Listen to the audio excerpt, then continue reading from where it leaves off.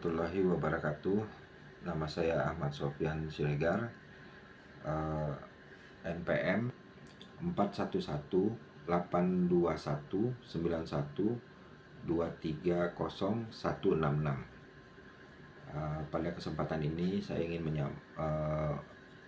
menyampaikan tugas yang diberikan kepada saya untuk mata kuliah ilmu faal mengenai sistem energi pada bola voli. Pada kesempatan ini saya mencoba untuk memberikan gambaran tentang sistem energi pada olahraga bola voli. Pembahasan. Permainan bola voli merupakan olahraga yang menarik dan olahraga terpopuler kedua setelah sepak bola. Dilihat dari sudut pandang ilmu fisiologi olahraga, bahwa permainan bola voli merupakan sebuah permainan yang memiliki predominan pergerakan yang sangat eksplosif dalam setiap pergerakannya. Adapun beberapa yang harus menjadi perhatian pelatih di lapangan, sukar mengukur seberapa besar energi yang harus dikeluarkan oleh seorang atlet voli. Biasanya penanda yang paling mudah adalah dengan mengukur denyut dan jantung di pergelangan tangan. Namun tidak cukup sebagai penanda seberapa besar energi yang sudah digunakan, tetapi harus dikaji lebih dalam melalui kajian ilmu faal. Sistem ATP-CP atau sistem fosfagen. Dalam sistem ini resistensi ATP hanya berasal dari satu senyawa, yaitu kreatin fosfat atau CP. Sistem ATP-CP hanya mampu menyediakan energi untuk aktivitas kurang dari 30 detik. Pada permainan olahraga, sistem energi ATP-CP dapat dilihat hampir pada semua aktivitas seperti smash, forehand, backhand, stepping, atau melangkah dan servis. ATP yang tersedia dalam otot sangat terbatas jumlahnya. ATP yang dipergunakan otot harus dibentuk kembali. Untuk itu diperlukan suatu senyawa yang dapat membentuk ATP dengan cepat. Senyawa tersebut adalah fosfokreatin. Oleh karena ATP dan CP mengandung senyawa fosfat, maka sistem biasanya disebut sebagai sistem fosfagen. Apabila CP pecah dan keluar energi, pemecahan tersebut tidak memerlukan oksigen. CP ini jumlahnya hanya sedikit, tetapi CP merupakan sumber energi yang tercepat untuk membentuk ATP kembali. Tanpa sistem ini, gerakan yang cepat dan kuat tidak mungkin dapat dilakukan dengan sempurna. Sebab aktivitas semacam itu memerlukan pasokan energi ATP 124 cepat. Sistem fosfagen memenuhi keperluan tersebut karena A. Tidak tergantung pada reaksi kimia yang panjang. B. Tidak membutuhkan oksigen. C. ATP-CP tertimbun dalam mekanisme kontraktif otot energi yang cepat habis. Untuk membentuk ATP lagi, kalau cadangan CP habis, adalah pemecahan glukosa tanpa oksigen yang disebut glycolysis anaerobik. Sistem fosfagen bagi permainan adalah sangat penting sebab dalam permainan olahraga sebelum adanya ketersediaan oksigen di jaringan tercukupi. Pertama kali yang digunakan adalah sistem fosfagen. Demikian juga dengan aktivitas fisik atau olahraga yang memerlukan gerakan yang cepat seperti pada permainan olahraga dalam waktu yang singkat tentu mengandalkan simpanan fosfagen dalam penyediaan energinya. Tanpa adanya simpanan fosfagen dan sistem pemanfaatan yang baik, gerakan yang cepat dan intensitas yang tinggi tidak mungkin terjadi. Sebab gerakan yang cepat memerlukan pasokan energi yang cepat pula. Hanya melalui sistem fosfagen yang sanggup memenuhinya. Sistem glikolisis anaerobik atau sistem asam laktat. Sistem ini menyediakan ATP dari pemecahan glukosa atau glikogen secara anaerobik. Pada sistem ini mampu menyediakan energi untuk aktivitas 30 detik sampai dengan 1,5 menit pada permainan olahraga. Setelah cadangan ATP-CP habis dan tidak tersedia oksigen yang cukup, pembentukan ATP masih dapat dilakukan dengan cara pemecahan glikogen yang sering disebut dengan glikolisis anaerobik. Energi yang dikeluarkan digunakan membentuk ATP kembali dan dihasilkan 2 ATP dari 1 mol glukosa 180 gram sebenarnya menghasilkan 4 mol ATP, tetapi 2 mol ATP terpakai pada proses glikolisis anaerobik.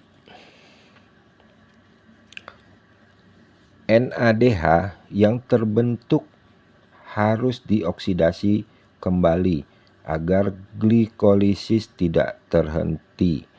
Dalam keadaan cukup oksigen aerobik, hal ini terlaksana dengan pertolongan oksigen atau O2.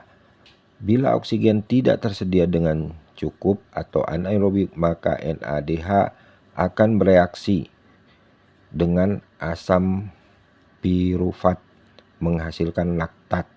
Bila laktat terbentuk dalam proses ini banyak, maka akan mengakibatkan pH dalam otot maupun darah akan rendah, sehingga akan menghambat reaksi kimia yang menimbulkan kelelahan, seperti halnya sistem fosfagen. Glikolisis anaerobik sangat penting bagi kita selama memerlukan aktivitas fisik, karena glikolisis anaerobik juga memasok ATP relatif cepat. Sistem glikolisis anaerobik dapat disimpulkan sebagai berikut. A. Menyebabkan terbentuknya laktat yang dapat menyebabkan kelelahan. B. Tidak membutuhkan oksigen. C. Hanya menggunakan karbohidrat. D. Memberikan energi yang resistensi 2 ATP untuk setiap mol glukosa. Sistem oksigen atau sistem aerobik. Sistem ini terdiri dari 2 bagian, yaitu glikolisis aerobik dan oksidasi pirufat. Sistem ini mampu menyediakan energi untuk aktivitas lebih dari 3 menit. Namun, pada permainan olahraga hanya sedikit energi yang diperoleh melalui sistem aerobik. Hal ini disebabkan karena semua aktivitas pada permainan olahraga secara 127 dominan dilakukan dengan intensitas yang sangat tinggi, dan setiap gerakan yang dilakukan dengan kecepatan yang tinggi pula dalam waktu yang sangat singkat. Sistem energi pada saat istirahat. Pada saat istirahat, kebutuhan energi jauh lebih sedikit dibanding pada saat aktivitas fisik. Pada saat istirahat, energi hanya diperlukan untuk mempertahankan fungsi-fungsi tubuh, misalnya respirasi, peredaran darah, dan metabolisme. Untuk keperluan itu, pasokan oksigen sudah tercukupi sehingga sistem energi yang digunakan adalah sistem energi aerobik. Pada saat istirahat tidak memerlukan gerakan-gerakan yang cepat, sehingga pasokan energi dapat dipenuhi melalui sistem aerobik. Pada saat istirahat kira-kira 2/3 dicukupi oleh pembakaran lemak dan 1/3 dicukupi dari karbohidrat. Laktat. Pada permainan olahraga dengan intensitas yang tinggi, otot berkontraksi dalam keadaan anaerobik, sehingga penyediaan ATP terjadi melalui proses glikolisis anaerobik. Hal ini mengakibatkan meningkatnya kadar laktat dalam darah maupun otot. Ketinggian konsentrasi laktat pada darah dan otot setelah latihan tidak diketahui dengan pasti pada 128 manusia. Diperkirakan mencapai di atas 20 ml darah atau mungkin mililiter per darah dan 25 mm kilogram berat otot basah. Bahkan konsentrasi laktat pada darah dapat mencapai di atas 30 mm per liter pada latihan dinamis dengan intensitas tinggi. Sedangkan pada latihan yang melelahkan selama 5 menit mencapai 200 mg per 100 mg atau 22 mm per L. Laktat yang terbentuk pada waktu latihan fisik yang berat akan masuk ke dalam darah, dan banyak laktat yang masuk sebanding dengan tingginya kadar laktat dalam otot. Selama glikolisin anaerobik, konsentrasi laktat dalam sel otot meningkat. Peningkatan laktat menurunkan pH dari sel atau konsentrasi di sel lebih asam dibanding di luar sel. Enzim-enzim dalam sel sangat sensitif terhadap pH. Apabila pH menurun, maka kecepatan reaksi dari enzim menurun, sehingga menurunkan kemampuan metabolisme dan produksi ATP. Pada tingkat keasaman tertentu, enzim-enzim glikolisis yang sensitif kehilangan daya katalisisnya dan pembentukan ATP melambat atau berhenti. Otot kehabisan tenaga dan berhenti bekerja. Efek yang merugikan dari peningkatan laktat ini akan ditanggulangi dengan 2 cara. Sistem buffer di dalam sel, terutama protein di dalam sel untuk mempertahankan keadaan pH darah. Bila kadar laktat di dalam sel cukup tinggi, laktat akan berdifusi keluar dari sel masuk ke dalam darah. Selama aliran darah ke otot yang aktif mencukupi sehingga penumpukan laktat dalam sitosol dapat dicegah. Laktat yang masuk ke dalam darah selanjutnya akan digunakan untuk dioksidasi dalam sel-sel otot aerobik dalam tubuh yaitu sel otot yang kurang aktif seperti misalnya otot lengan selama bersepeda atau pada pemain sepak bola, serta otot yang mengandung banyak mitokondria dan pembuluh darah kapiler. Otot yang banyak mengandung serat slow twitch, laktat tersebut akan dirubah menjadi asam pirufat yang kemudian masuk ke siklus Krebs untuk dioksidasi secara aerobik untuk diresintesis menjadi glukosa melalui proses enzimatik yang disebut gluconeogenesis, terutama dalam sel hati. Kesimpulan, atlet poli menghasilkan energi untuk kontraksi yang kuat, terutama melalui sistem ATP-CP dan glikolisis anaerobik. Program latihan harus dirancang untuk meningkatkan sistem energi ini.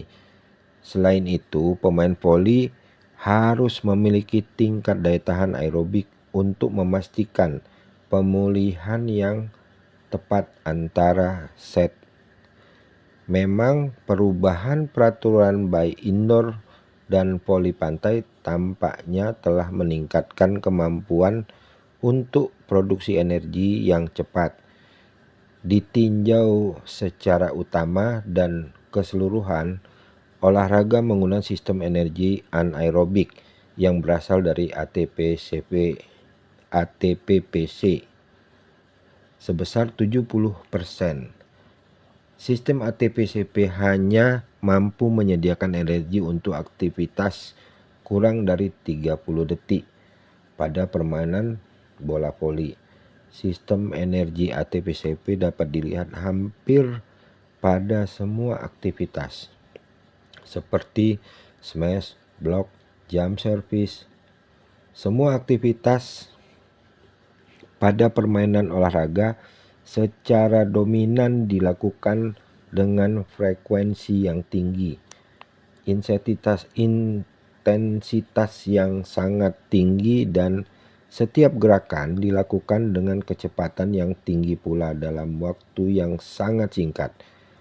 Pada permainan bola voli, setelah cadangan ATP-CP habis dan tidak tersedia oksigen yang cukup, pembentukan ATP masih dapat dilakukan dengan cara pemecahan glikogen yang sering disebut dengan glikolisis anaerobik.